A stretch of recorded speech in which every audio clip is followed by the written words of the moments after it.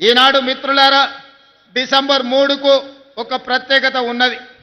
December 3 2023 నాడు 10 సంవత్సరాల పరిపాలన మీద ఆధిపత్యంతో ప్రజలని చెరబట్టి హింసిస్తున్న ప్రభుత్వానికి చరమాంకం పలికి మీ ఓటునే ఆయుధంగా మార్చి ఆనాటి దుర్మార్గమైన పాలనను అంతమొందించి ప్రజా పాలనను మీరందరూ తీసుకురావడం జరిగింది.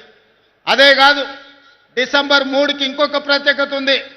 తెలంగాణ మలిదశ ఉద్యమానికి ఉవ్వెత్తున ఊపిరులూది ఉద్యమాన్ని పతాక స్థాయికి తీసుకెళ్లిన శ్రీకాంతాచారి వర్ధంతి కూడా ఈ డిసెంబర్ 3 తారీఖు నాడే.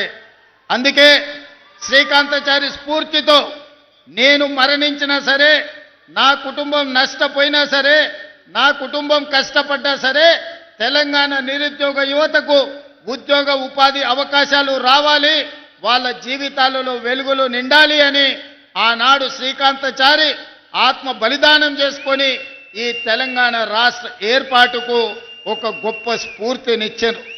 అందుకే శ్రీకాంతాచారి స్ఫూర్తితో కాంగ్రెస్ పార్టీ అధికారంలోకి వచ్చిన మొదటి సంవత్సరమే రాష్ట్ర ప్రభుత్వంలో 60,000 ప్రభుత్వ ఉద్యోగ ఖాళీలను భర్తీ చేసి ఈ తెలంగాణ ఉద్యమం ఉద్యోగాల కోసమే అన్న సంగతిని ఆనాడు నిరూపించి మొదటి సంవత్సరంలోనే 60,000 ఉద్యోగాలు ఇవ్వడం జరిగింది.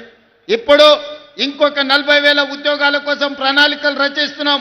తొందరలోనే ఇంకా 40,000 ఉద్యోగాలు ఇచ్చి 2.5 సంవత్సరాలు పూర్తి చేసుకునే లోపల 1,00,000 ఉద్యోగ ప్రభుత్వ ఖాళీలను భర్తీ చేయడం ద్వారా ఇది ప్రజా ప్రభుత్వం ప్రజల కోసమే పనిచేస్తుంది, ప్రజల ఆకాంక్షలను నెరవేరుస్తుందని ఈనాడు మనం నిర్ణయాలు తీసుకొని ముందుకు వెళ్తున్నాం.